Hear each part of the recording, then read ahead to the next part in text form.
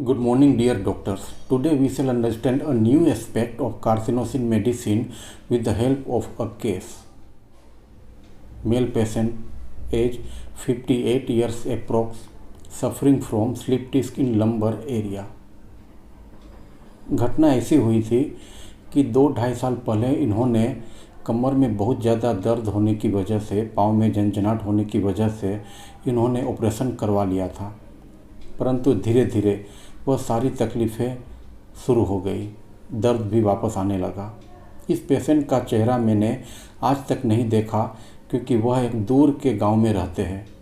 Online consultation करके इनके सगे वाले कुरियर से मेडिसिन भेज देते हैं। मोबाइल से हुई बातचीत के समय इन्होंने कहा था कि सर, कमर में दर्द बहुत पुराना है और यह दर्द बाएं पाँव में चला जाता है। बाएं पाँव में झंझनाहट भी बहुत होती है। सर, नीचे पाँव में सुई जैसा चुभता है, चलने में बहुत दिक्कत होती है, उठ बैठ नहीं पाते हैं। 2 साल पहले मैंने इसका ऑपरेशन भी करवाया था। उसके बाद सब कुछ बहुत अच्छा रहा, परंतु धीरे धीरे दर्द वगैरह, सुन्नपन धीरे धीरे सर चालू हो गया और अभी पहले जितनी तकलीफ़ आ गई है, चलने फिरने में, उठने बैठने में सर पहले जितनी तकलीफ़ हो रही है। अभी दर्द ज़्यादा होता है तो मैं दर्द की गोली खा लेता हूँ। शुरुआत में मुझे पेशेंट की बातों में कोई सीरियसनेस नहीं लगा। बात करते करते समय पेशेंट बीच में हंस भी देता था। दर्द ज़्यादा होने पर टेबलेट भी खा लेता था और इन सब बातों पर मैंने उसे वही दवा दी जो आप समझ रहे हैं। The medicine belladonna in 0/8 potency was given 3 times daily. 2 सप्ताह के बाद ही पेशेंट ने मुझे फ़ोन करके बताया कि अभी पहले से अच्छा लग रहा है, दर्द की दवा पहले जितनी खाने की ज़रूरत अभी नहीं लगती है, इसलिए मैंने उसी मेडिसिन को कंटिन्यू रखा।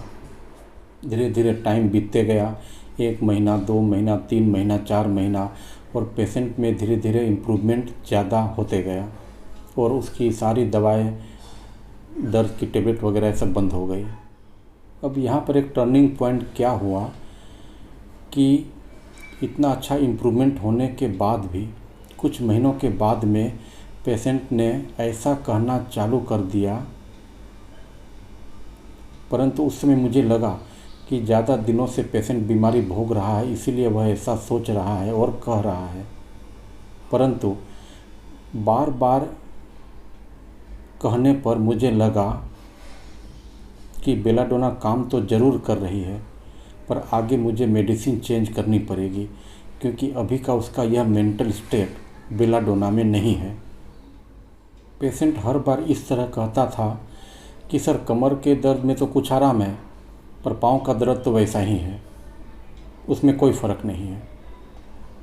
नेक्स्ट टाइम, सर पाँव में तो कुछ ठीक लग रहा है, लेकिन पाँव का झंझनाहट नहीं जा रहा है, सर ऐसा दवा दीजिए कि यह जल्दी से चला जाए। नेक्स्ट टाइम, सर झंझनाहट तो कुछ ठीक है, पर सर ये अंगूठा में जो चुभन होते रहती है बीच बीच में, वो सर वैसा ही है, बिल्कुल उसमें कोई कमी सर नहीं है। सर कितने दिनों तक दवा खानी पड़ेगी?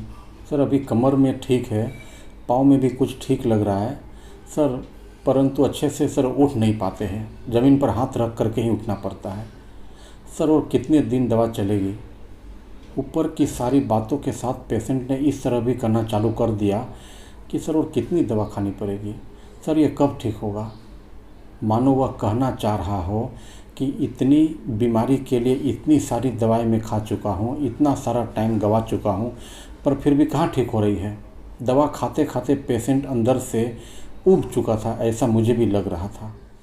यह सारी बातें सुनने के बाद अब मुझे भी कंफर्म हो गया कि बेलाडोना भले ही काम कर रही है, परंतु अब नेक्स्ट मेडिसिन प्रिस्क्राइब करने का समय आ चुका है, नहीं तो वो सारी इम्प्रूवमेंट जो बेलाडोना से आई थी वो धीरे धीरे वापस आनी शुरू हो जाएगी।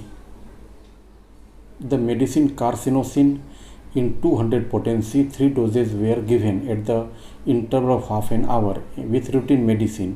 2 सप्ताह के बाद पेशेंट की आवाज़ में मुझे पहले से कुछ माइल्डरनेस लगा, उसका टोन कुछ पहले से हल्का हुआ, उसकी कंप्लेन की एक जो स्टिफनेस थी, इरिटेबिलिटी थी, वो सारी कम होनी चालू हो गई धीरे धीरे। पेशेंट अपने नॉर्मल स्वभाव में आना चालू हो गया और इसके बाद उसका स्टेट बिल्कुल नॉर्मल हो गया। उसके शरीर की सारी बीमारियां ठीक हो गई, जिसको लेकर के उसने मुझसे कंसल्ट किया था।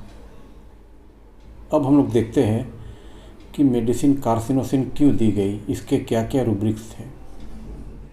फास्टिडियसनेस, impatience about trifles, disgust with dirt, mood repulsive. Carcinosin covers all these 4 rubrics. Now we try to understand all the rubrics one by one. Fastidiousness, इसका मतलब है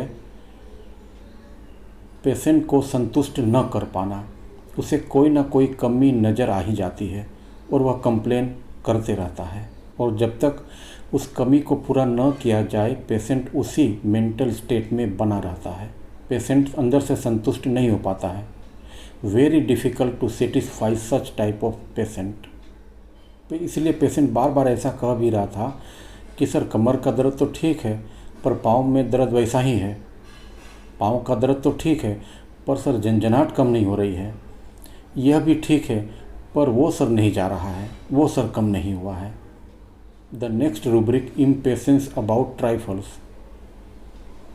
इस कॉम्प्लिकेटेड डिजीज़ में उसका पेन जो मेन था शुरुआत में, वह कम होने के बाद भी पेशेंट का ध्यान ट्राइफल्स पर, छोटी छोटी तकलीफ़ों पर चला जा रहा था। कमर में दर्द कम हो गया तो जो उसके बाद जो नीचे का छोटा दर्द था उसमें उसका ध्यान चला गया।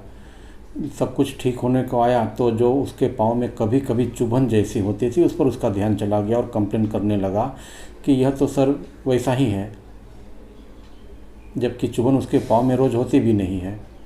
और इन सब बातों को वो लेकर के हमेशा सोचता है और कहते रहता है कि सर वो कितने दिन दवा खानी पड़ेगी, कब यह ठीक होगा।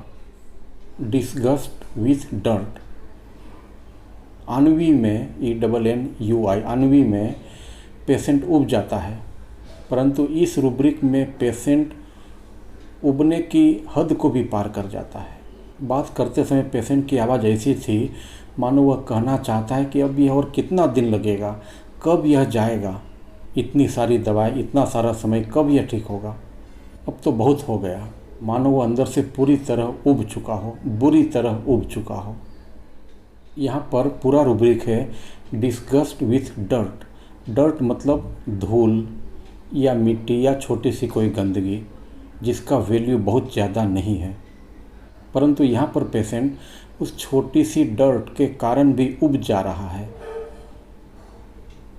उसके मन में नफ़रत का भाव पैदा हो रहा है, इसलिए वह बार बार कंप्लेन कर रहा है और वह छोटी सी तकलीफ़ को भी बर्दाश्त नहीं कर पा रहा है। एक बात हमेशा याद रखें कि डर्ट का एक यही मतलब नहीं है। आप अपनी इंटेलिजेंसी को यूज करके इसका मेटाफोरिकल मीनिंग अनेक प्रकार से निकाल सकते हैं, उसे अप्लाई कर सकते हैं और वंडरफुल रिजल्ट्स पा सकते हैं। The next rubric, mood repulsive. ऊपर बताए गए सारे रूब्रिक्स इसमें आ जाते हैं, अर्थात पेशेंट चाहता है कि अब यह बीमारी जल्दी से हटे, छुटकारा मिले मुझे, इस अवस्था को वह जल्द से जल्द हटा देना चाहता है। I am Dr. Mukesh Gangani on my YouTube channel The Art of Homeopathy and we are discussing here about the medicine carcinosin. इस तरह के कॉम्प्लिकेटेड केसेस में बहुत अच्छा रिजल्ट मिलने के बाद डॉक्टर तो बेचारा खुश हो जाता है, परंतु पेशेंट बेचारा, उसके चेहरे पर कोई खुशी नज़र नहीं आती है। तो उस समय हमें मेडिसिन को चेंज करना पड़ता है, क्योंकि पेशेंट के चेहरे पर खुशी आएगी वही इंडिकेशन है उसके वेल बीइंग होने का, उसके क्योर होने का। कमेंट बॉक्स में बहुत सारे डॉक्टर्स के क्वेश्चंस आते हैं, परंतु वह इनकम्प्लीट होने की वजह से मैं उसे क्या रिप्लाई दूँ यह मुझे भी समझ में नहीं आता है। जैसे कि कोई डॉक्टर इस तरह लिखते हैं कि सर इसका यह रूब्रिक हो सकता है। अब मुझे उस समय समझ में नहीं आता है कि यह कौन से वीडियो नंबर का है या किस मेडिसिन का है, या व्यूअर के मन में ऐसी क्या बात आई जिसके कारण वह यह रूब्रिक सोच रहा है। तो आप पूरी बात लिखेंगे तो मुझे समझ में आएगी कि मैं आपको क्या रिप्लाई दूं। So you are requested to ask full question. Okay doctors, see you again very soon.